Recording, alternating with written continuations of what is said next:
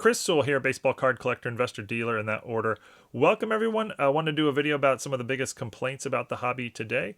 As someone who interacts with a lot of collectors from around the hobby, on YouTube and on email and at card shows, there's a few complaints that pop up over and over and over from a lot of different collectors. And so, yeah, I thought I'd sort of compile them here and discuss each one, or at least 5 that I feel like I hear more than any other. And I don't have any sort of scientific way to rank them, but yeah, we're just going to go over 5 of them, what the complaints are, and then sort of my personal opinions about them. All right, so the first complaint to review is about patches that are not game used or relevant to the player. And it's something I've discussed on the channel before, but the complaint is simply when you see a card and there's a piece of a jersey or a fabric on it, you kind of naturally assume that that was part of something used or worn by the player in some relevant game or event, but often the case it's not. And Panini is sort of the biggest culprit of this, but all of them, Topps, Upper Deck, Leaf, everybody sort of does it now. Here's an example: an elite Rod Woodson jersey card, and you can see on the back, the enclosed authentic memorabilia is not from any specific game or event. That doesn't tell you anything about that piece of fabric. Was it worn by Rod Woodson or not? It's very, very vague, and collectors don't really know. Does it have anything to do with them, or was it just part of a shirt that somebody bought that has nothing to do with anything? What's surprising is that the companies don't just do this on sort of lower end products, they do this on high end products as well. Here's a Panini Immaculate 1/1 Logo Man Evan Mobley auto. This is a big money card, and you can see on the back here it says the enclosed officially licensed material is not associated with any specific player, game, or event. That means it was just made in it has nothing to do with anything. And I think a lot of collectors are sort of frustrated by that and assume that it is, because that's sort of how it has been in the past in the hobby, and that's sort of a fair thing to assume when you receive a card with a piece of memorabilia. So what do I think about the complaint sort of personally?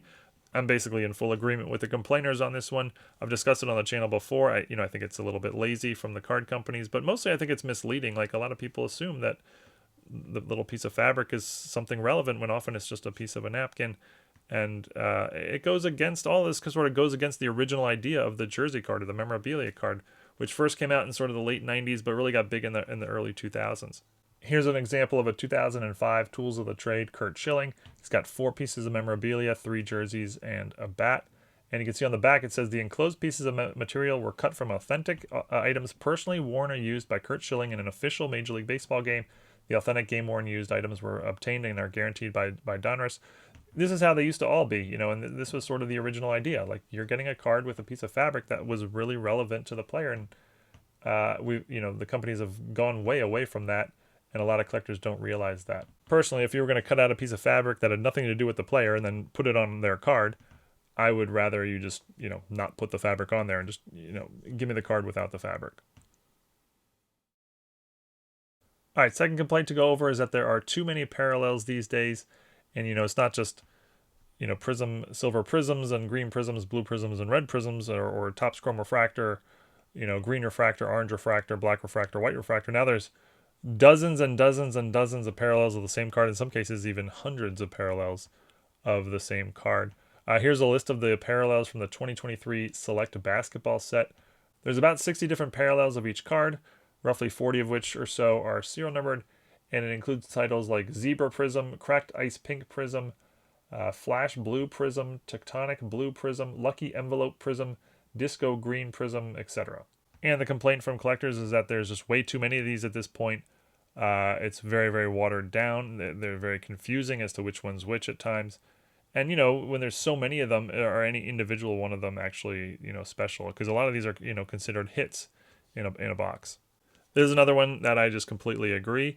It's gotten way out of control, and I understand why the companies do it. I'm sure it's a lot easier to just, print 2 different cards with, different cards with just change the color on them, as opposed to create entirely new cards. But it's gotten so watered down, and the cards are have so little value at this point. As a dealer, when you had a silver prism or a refractor of a star player in the league just a few years ago, you're talking at $5 at a minimum, and it would go way up from there. Today, a lot of the prism parallels and the refractors of really key players just have essentially no value, because there's so many different copies and variations of them out there that none of them are special. Here's a YouTube short I made about a year ago on this topic regarding Kenny Pickett. It's about a minute long. Here are all the parallels of this 2022 Panini Prizm Kenny Pickett rookie in alphabetical order.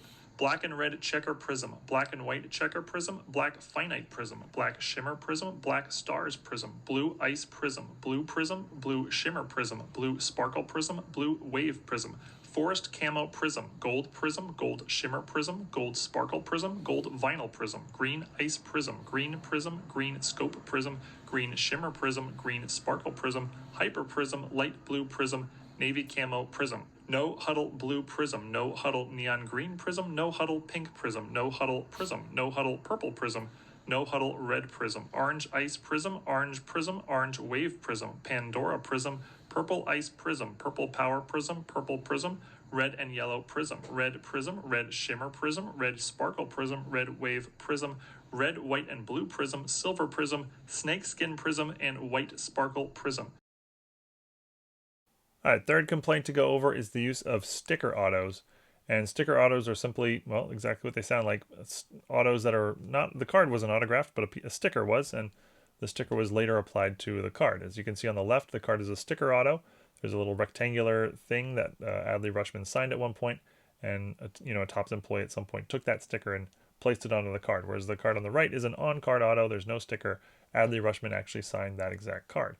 And, the complaint is that the companies are using sticker autos a lot more, which is true.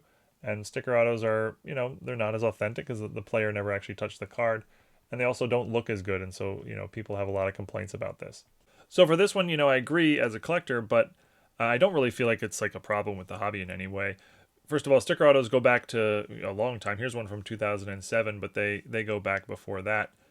Secondly, it allows, the manufacturers to get a lot more autos out there. I mean, it's a lot easier to send a player, 1,000 stickers to sign all at once and then have them ship them back, as opposed to arranging, after the card has been produced for him to come and sign 1,000 cards. Not to mention he might damage them, this sort of thing. So logistically, it makes a lot of sense. But as a collector, I always prefer on-card autos definitely to sticker autos. I think they look a lot better. I think it's really cool that the player actually touched the card themselves. But it sort of creates a two-tiered system. Like, I'm willing to pay more for the on-card auto. So on-card autos are generally worth more. And yeah, it creates a two-tiered system with it. I think it's probably good. Like, if you want a more affordable card, you can just aim for a sticker card. But if you want to spend a little more and get a premium card, you can go for the on-card autos. And yeah, I don't see this as a problem in any way. All right, the next complaint to go over is about breakers, and I hear a lot of different complaints about breakers. The main one being that they're the big reason that box prices are so high today, but also things like there's a lot of scams and misinformation being spread by breakers, and they contribute heavily to the sort of gambling aspect of the card hobby. I assume most people watching know what breakers are, but just in case anyone who doesn't, breakers are companies that will open boxes of cards live on a live stream, and beforehand people can buy into the break and get a slot, usually based on team. Like, I'll get every card from a specific team out of the box, and they make a show out of it. And yeah, some people can hit a big card if they get the right team. Other people might get nothing or very little, and that's sort of the way the whole thing works. So for me personally, I've never bought into a box break. I think I've watched maybe 2 or 3 in my life. I didn't find them interesting. It's just not my thing. I don't open wax, so breakers really don't impact me in any notable way. I essentially just ignore them, and I don't have any issue with them.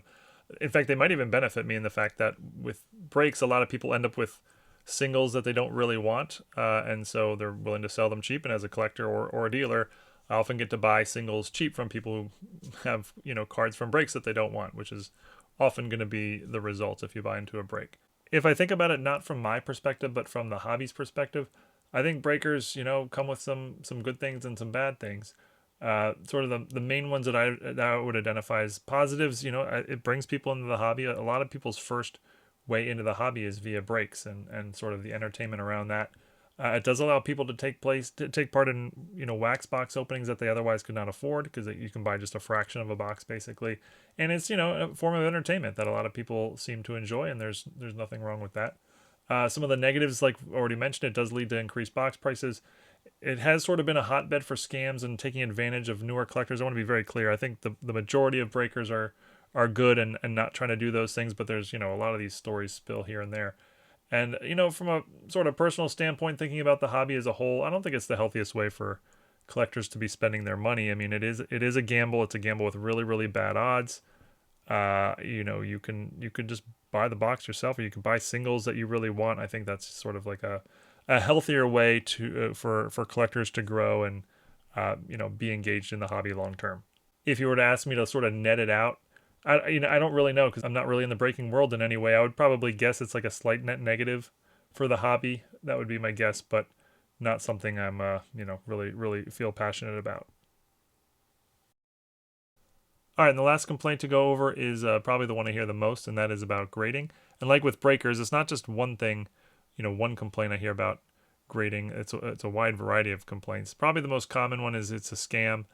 There's also, it's created this environment where it's all about the money. It's created this environment where it's all about the grade and not about the card. Nobody cares about the card anymore. They just care about the grade. And just sort of general complaints that it has sort of shifted the hobby in the wrong direction. As a very simple example, look at these two sales here. Both 2001 Topps Ichiro rookies. The one on the left is, of course, raw, and it sold for $12. And yeah, that's basically what raw copies go for. The one on the right is a PSA 10 and sold for over $1,000. And yeah, that's about what PSA 10s go for. Is the card on the right really 100 times better than the card on the left? Where we stand today, yes, according to collectors, they value the card on the right 100 times the card on the left. And, a lot of people complain that that's just not a good place for the hobby to be. So going into this one, I have to acknowledge that I'm biased because I really like grading. As a collector, I want my cards graded. I put a lot of value in that. I put a lot of value in the fact that it's now protected in a case and that it's authenticated original and unaltered. And I even put value in the fact that, a non-biased, supposed expert is, giving it a condition grade, as opposed to like me giving a condition grade where clearly I'm going to be biased as it's my card. But so I put value in all that, and I really like grading as a dealer. Grading is a big part of my business. It's helped me make a lot more money than I would have otherwise. It's where a lot of the upside of the hobby is sort of achieved in terms of, making money off of cards. It's a scam argument. I never really understood any of that. I mean, grading is just a service that companies are providing, and people really like it and are willing to pay for it. So I don't really see how that's a scam. But a lot of the other complaints I do think have a lot of validity. I think that companies have a lot of work to do to make their service better and more consistent and more fair for everybody. And I think, we as a consumer do put too much value in grading sometimes, and that takes away some of the innocence of the hobby maybe. But, I think for me personally, I think these are not huge issues, we'll say. The way I sort of see it is I fully acknowledge and respect that there are people who dislike grading and want to collect their cards raw and have, an old school mentality to it. And that's great. But in the same way that, I don't participate in breaks, I have no interest in breaks, but they don't interfere with me. They just sort of are. And I'm over here while they're over there. And there are a lot of people who really like them, and good for them. I'm not one of them. I feel that same way with grading. Like if you're not into grading, just avoid grading and don't get your cards graded. And there's nothing wrong with that. Going back to the Ichiro example, if you like to collect cards raw and you want the card on the left, there's nothing about the card on the right that prevents you from getting the card on the left. You can just go get it for $12. And in fact, in some ways, it's kind of nice because you get to buy cards on the cheap compared to people who want their cards graded. But perhaps I'm sort of missing something. If anybody watching really hates grading and feels like it detracts from their enjoyment of the hobby or prevents them from collecting raw somehow, would love to hear about it. Like I said, I'm open to the fact that I might be missing something there. But that's it for now. Just the 5 complaints that I encounter more than any others in the hobby today. I would love to hear people's thoughts on any of them. Really appreciate everyone watching. Eat your vegetables. May the force be with you, and see you again next time. Thanks, everyone.